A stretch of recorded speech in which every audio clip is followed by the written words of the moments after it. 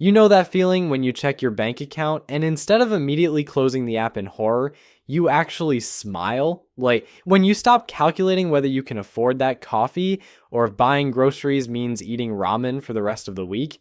There's a specific number where this shift happens, and it's not what most people think.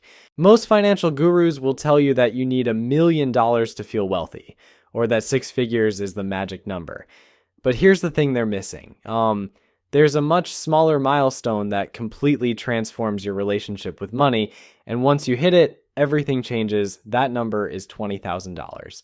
My name is Nick, and I spend way too much time thinking about money, financial psychology, and why some people seem to effortlessly build wealth while others stay stuck in the same financial patterns for decades.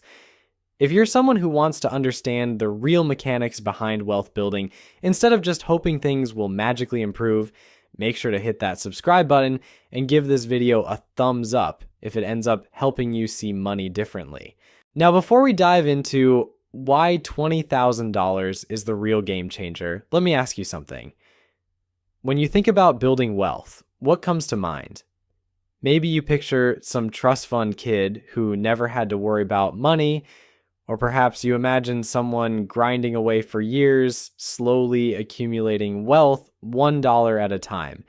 The truth is, wealth building doesn't work the way most people think it does. Here's what actually happens. There are certain financial thresholds that act like invisible barriers. Once you cross them, the rules of the game completely change. $20,000 is the first major threshold that separates those who will build significant wealth from those who will spend their entire lives living paycheck to paycheck. And the crazy part is, most people have no idea this threshold even exists. Think about it this way. If you've ever tried to push a heavy boulder up a hill, you know that getting it started is the hardest part. You're straining, sweating, making very little progress, and questioning whether it's even possible. But once you build enough momentum, something magical happens. The boulder starts moving faster, and eventually, when you reach the top, it rolls down the other side almost effortlessly. $20,000 is that turning point where your financial boulder finally crests the hill. Everything before this point feels like you're pushing uphill against gravity. Everything after this point feels like gravity is working in your favor. But here's where it gets really interesting, and this is something that will probably surprise you. The difference isn't just mathematical. It's not simply that you have more money to invest or that your returns are larger in absolute terms. The real magic happens in your brain. When you don't have money saved, your brain operates in what psychologists call survival mode.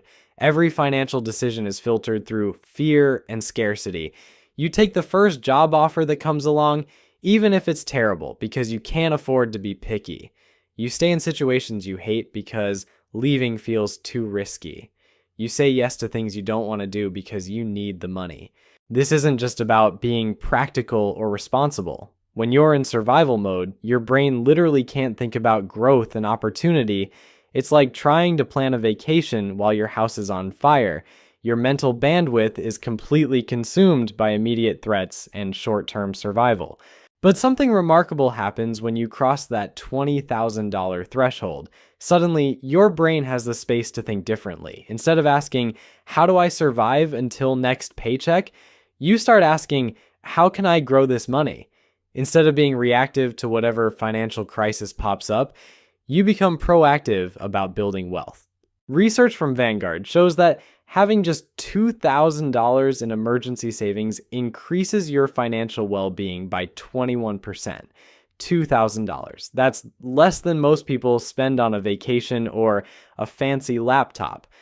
But that small buffer creates a massive psychological shift because it moves you out of pure survival mode. When you push that emergency fund to 3 to 6 months of living expenses, which for most people lands somewhere around $20,000, you get another 13% boost in financial well-being. But more importantly, you've now created enough breathing room for your brain to start thinking about wealth building instead of just wealth preservation. Here's where the math starts getting really exciting. Let's say you're saving $1,000 every month and earning an 8% return on your investments. Getting to your first $20,000 takes about 19 months of consistent saving and investing. That's a year and a half of discipline, sacrifice, and delayed gratification. It's not easy, and frankly, most people give up somewhere along the way. But here's the part that will blow your mind. Your second $20,000 doesn't take another 19 months. It only takes about 17 months. Why? Because now you've got that first $20,000 working alongside your monthly contributions, generating its own returns. Think about this for a second. You did the exact same amount of work, saved the same amount of money each month, took the same level of risk with your investments, but you shaved 2 full months off the timeline just because you had more money working for you. That's the power of compound interest starting to kick in. By the time you're going for your third $20,000, the timeline shrinks even more. Your money is doing an increasing share of the heavy lifting while you're putting in the same effort. And when you get to the really big numbers, the acceleration becomes almost comical. Once you hit $400,000 in your investment portfolio, you can generate your next $20,000 in just 5 months. The same amount that took you nearly 2 years to save initially is now happening automatically through your investments. That first milestone feels impossible, but every milestone after that gets progressively easier. Now, you might be thinking that wealthy people have access to some secret investment world that regular folks can't touch. Like there are exclusive hedge funds or special opportunities that only unlock once you reach certain wealth levels. And while there is some truth to that at the ultra high end, it's not what's driving this $20,000 phenomenon. The real secret is much simpler and honestly much more encouraging. It's just basic mathematics working in your favor. When you invest $1,000 and it grows 10% in a year, you make $100. Take that exact same 10% growth rate and apply it to $10,000, and suddenly you're looking at $1,000 in profit from the same investment, same time frame, same level of risk. This is why hitting $20,000 feels like such a turning point. Up until that point, your investment returns feel almost insignificant because you're working with smaller amounts. A 10% return on $2,000 is $200. Nice, but not exactly life-changing. But a 10% return on $20,000 is $2,000. Now, we're talking about money that actually matters. When you've got $20,000 sitting in investments earning 8% annually, that's $1,600 flowing into your account over the course of a year without you having to lift a finger. Money you didn't have to earn through your job. Money that showed up because your existing money was working on your behalf. The investment strategy isn't any more sophisticated than what someone with $1,000 can use. You can buy the exact same index funds, use the same brokerages, follow the same basic principles. The only difference is scale, and that scale transforms small percentage wins into real financial progress. But here's the part that most people completely miss, and it might be the most important point in this entire video. When you save $20,000, you've actually accomplished something far more valuable than just accumulating money in a bank account. You've fundamentally rewired your brain and built the most important financial habit you'll ever develop. And this might sound like some self-help nonsense, but stick with me because this is where things get really practical. Think about what it actually takes to save $20,000 if you're starting from zero. Unless you're making ridiculous money or living in your parents' basement rent-free, this requires serious discipline. You had to track where every dollar was going. You had to say no to things you wanted so you could set money aside instead. You had to resist the urge to blow your savings on whatever shiny object caught your attention that week. Most importantly, you had to do all of this consistently for months or even years. And here's the kicker. You proved to yourself that you can control your money instead of letting it control you. You became the type of person who can delay gratification when it really matters. That's not just a financial skill, that's a life skill. This identity shift is huge because it affects every financial decision you make going forward. Before you had $20,000 saved, buying a $4 coffee might have required mental gymnastics about whether you could afford it. After you hit $20,000, you're not sweating the small stuff anymore because you know you have your priorities straight. You've proven you can make the big sacrifices when necessary. But there's another psychological shift that happens at this level that most people don't talk about. you start seeing opportunities instead of just threats. When you're living paycheck to paycheck, every unexpected expense feels like a disaster. Your car needs repairs, your laptop dies, your rent goes up. These aren't opportunities, they're financial emergencies that derail your entire month. But when you have $20,000 in the bank, these same events become minor inconveniences at worst. Your car needs repairs, annoying but not catastrophic. Your laptop dies, time to upgrade to something better. Your rent goes up, maybe it's time to finally look for a better place or negotiate your salary. Even better, you start noticing opportunities that were always there, but you couldn't take advantage of before. Your friend mentions they're starting a business and looking for investors. Before, you would have thought, that sounds interesting, and moved on. Now you can actually consider whether it's worth throwing $5,000 at it. A killer deal pops up on a rental property that needs some work. Before, you would have scrolled past it on Zillow and maybe felt a little envious. Now you can run the numbers and see if it makes sense as an investment. Your boss mentions there's a conference in another city that could be great for your career, but the company won't pay for it. Before, you would have made excuses about why you can't afford to go.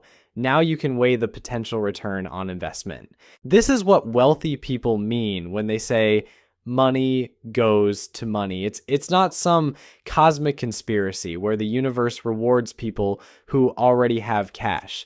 It's that having money gives you options, and options create more opportunities to make money. Here's something else that happens around the $20,000 mark that will make you question everything you thought you knew about budgeting. You start caring less about small expenses and more about big ones.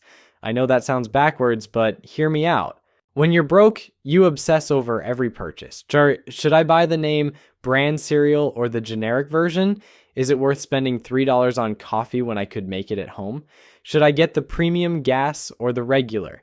These decisions consume mental energy because every dollar feels precious. But when you have a solid financial foundation, you realize these micro decisions are largely irrelevant.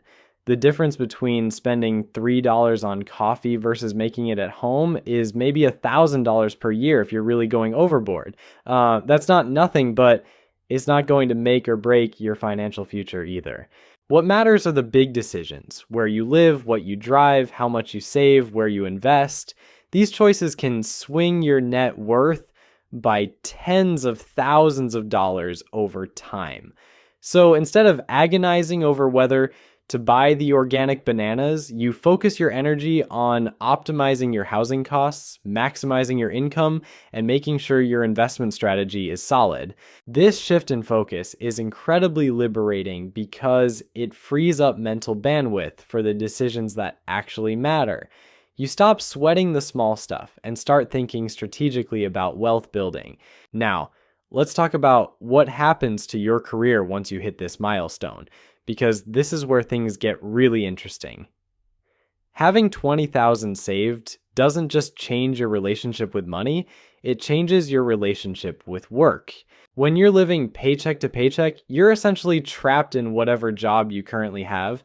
Your boss could be terrible, your coworkers could be toxic, the work could be mind-numbing, but you can't leave because you need that next paycheck to survive. This puts you in an incredibly weak negotiating position. You can't ask for a raise because you're afraid they might fire you. You can't push back on unreasonable demands because you need the job more than they need you. You can't explore other opportunities because taking time off for interviews feels too risky. You're stuck, and everyone knows it. But $20,000 changes the entire dynamic. Suddenly, you have what I call walking away money. You could quit tomorrow and survive for months while you find something better. This doesn't mean you should be reckless or burn bridges unnecessarily, but it means you're negotiating from a position of strength instead of desperation. This psychological shift affects everything about how you approach your career. You start asking for the raise you deserve because the worst they can say is no, and you'll be fine either way. You push back on unreasonable requests because you're not afraid of the consequences. You explore new opportunities because you can afford to take some risks. Here's what's really crazy.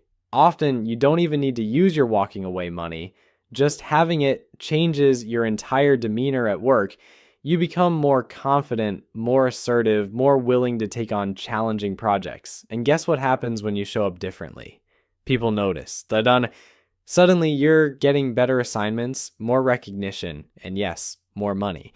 It's like having a secret superpower that you hope you never have to use, but knowing it's there changes everything about how you operate. And the best part is the more confident and successful you become at work, the faster you build wealth, which gives you even more options and confidence. It's a positive feedback loop that accelerates over time.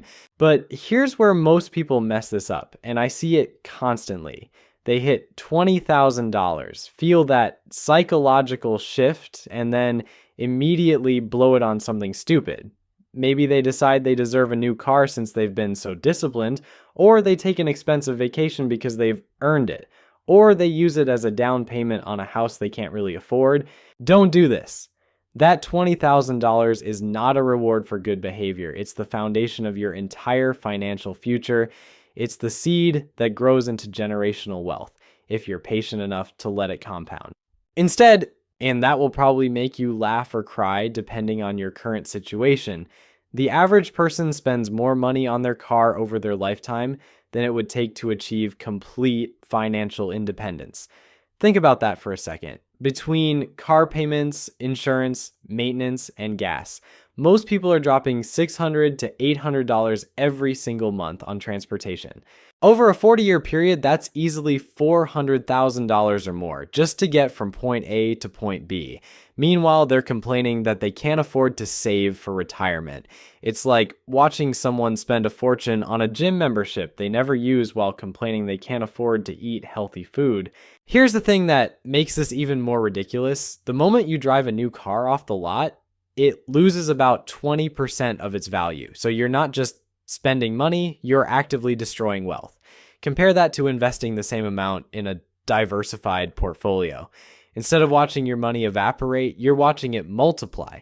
But I get it. Like, cars are emotional purchases. You want something reliable, something that looks good, something that makes you feel successful. And there's nothing wrong with that as long as you understand what you're trading off. That car payment might make you feel wealthy, but it's actually keeping you poor. This is where having $20,000 saved completely changes your perspective on major purchases. Instead of thinking, can I afford the monthly payment? You start thinking, what is this really costing me in terms of opportunity? That $30,000 car isn't just $30,000. It's $30,000 that could have grown to over $200,000 in your investment account over 20 years. Suddenly, driving a reliable used car doesn't feel like a sacrifice anymore. It feels like a strategic choice that's funding your future freedom. And here's the beautiful irony. The person driving the flashy new car is probably stressed about money, while the person driving the older Honda is quietly building wealth and sleeping better at night. This mindset shift extends to every major financial decision you make. Housing, education, vacations, hobbies. Everything gets filtered through the lens of opportunity cost, not in an obsessive way that sucks all the joy out of life, but in a strategic way that ensures you're making intentional choices about where your money goes. And let me tell you something that might surprise you. Once you start thinking this way, you often realize you don't actually want half the stuff you thought you wanted. That bigger apartment, the extra space would be nice, but is it worth delaying your financial independence by 5 years, that expensive hobby? It's fun, but there are probably cheaper ways to get the same satisfaction. This isn't about becoming a penny-pinching miser who never enjoys anything. It's about becoming intentional with your money instead of letting it slip away on things that don't actually matter to you. Hydris, when you have clear financial goals and understand the power of compound interest, it becomes much easier to distinguish between what you want and what you really want. Look, $20,000 isn't going to make you rich overnight, but it will fundamentally change how you think about money and opportunity. It's the difference between surviving and thriving, between reacting to life and designing it. Start building that foundation today because your future self is counting on the decision you make right now. Trust me, they'll thank you for it.